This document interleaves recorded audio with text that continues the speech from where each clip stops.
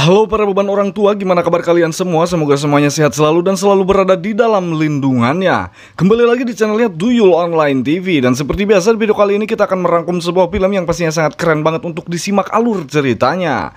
Film yang akan kita bahas kali ini berjudul Exodus Gods and Kings yang dirilis pada tahun 2014. Oke, tanpa berlama-lama lagi, mending kita langsung masuk saja ke alur ceritanya. Diceritakan pada awal film, di tahun sebelum 1300 Masehi, bangsa Yahudi diperbudak oleh bangsa Mesir selama 400 tahun lamanya, yaitu untuk membuat patung dan membangun bangunan megah yang ada di kota tersebut. Saat itu bangsa Yahudi tidak lupa terhadap tanah kelahiran dan Tuhannya. Di ibu kota Memphis, di dalam kerajaan Mesir yang megah, terlihat Firaun Seti sedang memimpin rapat dengan para bawahannya, yaitu sedang membahas tentang ancaman bangsa Herd sekarang tengah berada di lembah perbatasan Mesir. Di dalam rapat itu juga terlihat Ramses, seorang putra mahkota Seti, dan Musa, sepupu Ramses yang merupakan panglima perang Firaun. Dikarenakan di sana Seti merasa terancam, dia pun meminta pendapat dukun kerajaan. Dia bertanya tentang siapa yang akan mendapat kemenangan jika peperangan terjadi. Semua ritual sudah dilakukan, namun si dukun tak bisa juga menentukan siapa yang akan menang. Tapi si dukun mengatakan jika saat peperangan terjadi akan ada satu pemimpin yang akan diselamatkan oleh seseorang, dan orang yang telah menyelamatkannya yaitu ialah nanti akan menjadi pemimpin tersebut. Mendengar ucapan dukun itu, Musa malah tertawa. Kemudian Seti memberi sebuah pedang kerajaan dan menyuruh Ramses serta Musa untuk memimpin pasukan untuk segera berperang. Tak lama kemudian, Ramses dan Musa pergi untuk berperang dengan bangsa Het.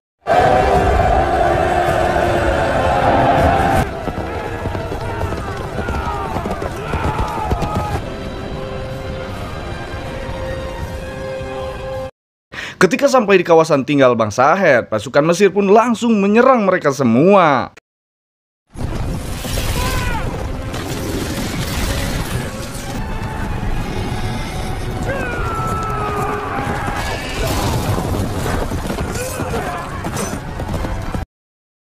Saat pertempuran itu terjadi, tiba-tiba Ramses terjatuh. Ramses yang hampir ditabrak oleh kuda milik musuhnya berhasil diselamatkan oleh Musa. Namun hal itu malah membuat Ramses marah. Setelah pasukan Mesir berhasil menghancurkan semua bangsa Het, mereka pun segera pergi kembali dengan membawa kabar kemenangan.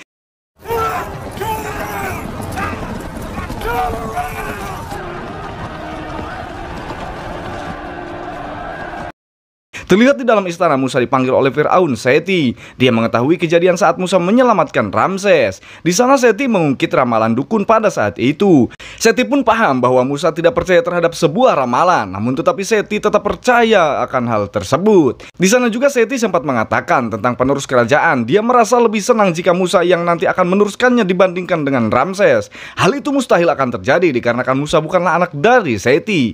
Namun ada satu cara supaya Musa dapat menjadi raja, yaitu dengan cara memberontak. Musa pun dengan cepat menjawab jika dia tidak ingin melakukan itu, apalagi untuk melanggar ketentuan kerajaan Mesir. Terlihat malam harinya, pada saat rapat kerajaan diadakan, Ramses disuruh untuk pergi dan memeriksa ke tempat di mana para budak yang sedang bekerja. Namun Ramses terlihat sedang tidak ingin melakukan hal tersebut. Lalu Musa inisiatif dengan menawarkan diri untuk menggantikan Ramses memeriksa para budak. Kemudian terlihat Musa dan Ramses di dalam ruangan yang sama. Musa meminta maaf kepada Ramses karena telah menolongnya.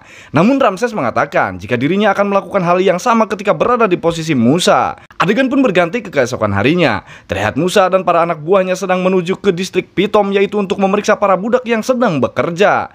Musa kemudian mendatangi rumah dinas gubernur Pitom. Dikarenakan kelompok para budak Yahudi semakin banyak yang ditakutkan akan berontak, gubernur Pitom pun meminta Musa untuk meningkatkan jumlah pasukannya. Jika hal itu tidak disetujui, dia akan membunuh para budak agar jumlahnya tidak semakin berkurang. Musa yang mendengar hal itu langsung marah. With God, there's a difference. Pada saat esok harinya, Musa mengumpulkan para pemimpin bangsa Yahudi yang menjadi budak. Di sana Musa pun mengajak mereka untuk mengobrol. Lalu Musa menanyakan nama salah satu pemimpin budak tersebut. Namun budak itu malah kembali bertanya tentang siapa Musa. Kemudian Musa menjawab jika dirinya adalah Musa, putra dari Bitiah, adiknya Raja Seti. Mendengar jawaban Musa, orang-orang Yahudi pun terkejut dibuatnya. Kemudian pemimpin Yahudi itu memperkenalkan jika dirinya bernama Nun. Di sana Nun mengatakan jika suatu saat bangsa Yahudi akan terbebas dan akan kembali ke negeri kelahirannya di Kanaan.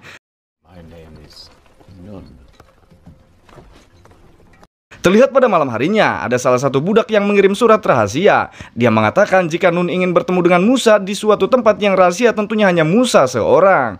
Kemudian saat di dalam kantor gubernur, setelah selesai memeriksa semuanya, Musa pun jadi tahu jika gubernur telah melakukan korupsi yang sangat besar dan hidup mewah bak seorang raja. Musa yang telah mengetahui semuanya akan melaporkan hal itu kepada Firaun agar gubernur itu mendapatkan hukuman. You can stop living like a king. Pada malam harinya, Musa lalu pergi ke tempat rahasia yang terdapat di surat tersebut untuk bertemu Nun. Pada saat di dalam ruangan terdapat Nun yang tengah memberitahu sesuatu tentang fakta yang mengejutkan. Nun menyebutkan bahwa Musa bukanlah anak dari Bitiyah. Dulu pada saat Musa lahir, terdapat ramalan bahwa jika akan lahir seorang anak yang akan membebaskan bangsa Yahudi dari perbudakannya. Karenanya Firaun marah dan menyuruh untuk membunuh semua bayi yang ada pada saat itu. Namun pada saat itu, orang tua Musa berhasil menyelamatkan Musa dengan cara menyimpannya di dalam keranjang dan dihanyutkan ke sungai Nil, yang kemudian ditemukan oleh Maryam putri dari Bitiyah dan langsung membawanya ke dalam istana. Hingga akhirnya Musa diadopsi oleh Bitiyah yang sudah menganggapnya seperti anaknya sendiri. Terlihat Musa yang tidak percaya kepada cerita yang diucapkan oleh Nun pun langsung pergi begitu saja.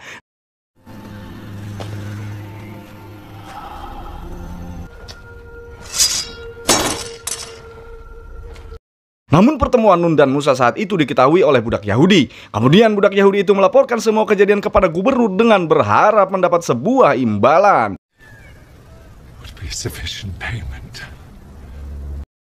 Kembali ke kota Memphis, Musa pun dibuat terkejut oleh keadaan Seti yang sudah lemas tak berdaya. Sebelum Seti sekarat dan tutup usia, Seti sempat menanyakan keadaan Musa yang dia lihat sedang banyak yang dipikirkan. Pada malam itu juga dilangsungkan upacara untuk pemakaman Seti.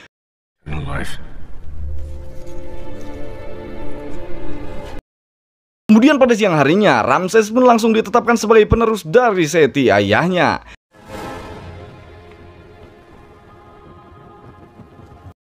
Pada malam harinya, saat akan dilakukan rapat, Gubernur Pitom tiba-tiba datang. Dia memberitahu tentang riwayat hidup Musa kepada Ramses. Ramses kemudian menanyakan tentang keturunannya Musa. Dia menanyakan apakah Musa adalah keturunan dari bangsa Yahudi. Musa langsung menyangkalnya. Dia menjawab jika dia adalah anak dari Bitiyah. Dia juga mengatakan jika gubernur itu hanya sedang mengarang cerita saja. Namun Ramses belum sepenuhnya percaya. Kemudian Ramses memanggil Bitiyah dan Miriam untuk menghadap. Di sana Bitiyah dipaksa oleh Ramses untuk berkata yang sebenarnya, serta menyuruh Miriam untuk menaruh tangannya di atas meja. Ramses langsung menginterogasi Miriam. Dia bertanya tentang Miriam yang dulu menemukan bayi Musa di sungai.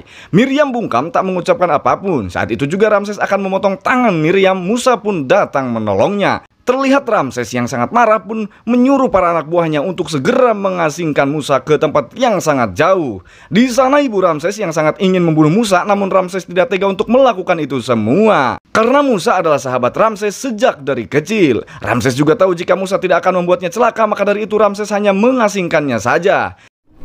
I saw it in his eyes. He doesn't. Siang harinya terlihat Musa yang sudah berada di perbatasan Mesir pun mengutarakan salam perpisahannya kepada ibu dan juga kakaknya. Di sana Bitiyah ibunya mengatakan sesuatu yang membuat Musa kaget. Bitiyah mengatakan jika semua fakta tentang dirinya adalah benar. Kemudian Miriam memberikan sebuah peninggalan pada saat pertama kali ditemukan dari ibu kandungnya.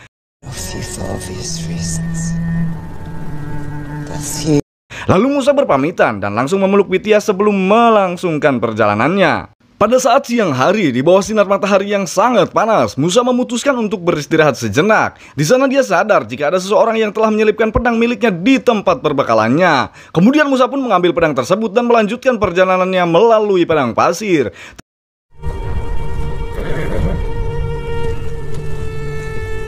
Terlihat kuda milik Musa pun sampai tewas karena sangat kelelahan. Hari pun sudah pagi. Saat Musa baru membuka matanya, sudah terlihat dua orang yang merupakan utusan dari Mesir yang akan membunuh Musa. Musa pun langsung bangun, menghindar dan membabat habis kedua orang tersebut. Kemudian Musa mengambil kedua kuda milik para pembunuh tersebut dan meneruskan perjalanannya. Saat melakukan perjalanannya, Musa menggambar semua jalan yang dilewatinya.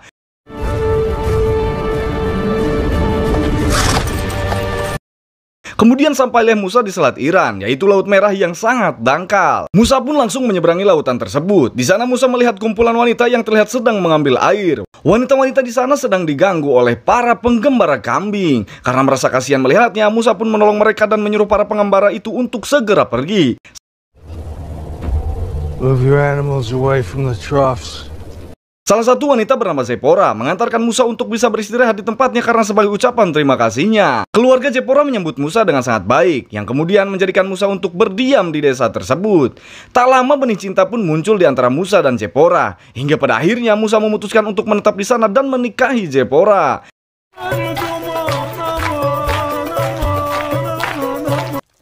This is my wife. Beberapa waktu pun berlalu, Musa dan Zipporah kemudian diberi sebuah anugerah seorang anak yang bernama Gersom. Saat sedang asik bermain, Gersom tiba-tiba bertanya kepada Musa tentang Musa yang apakah pernah mendaki sebuah gunung keramat. Karena tidak pernah, Musa pun menjawabnya tidak. Namun Gersom ingin suatu saat nanti dia mendaki gunung tersebut. Hal itu jelas dilarang oleh ibunya, karena menurut ibunya gunung itu dilarang untuk didaki oleh Tuhan.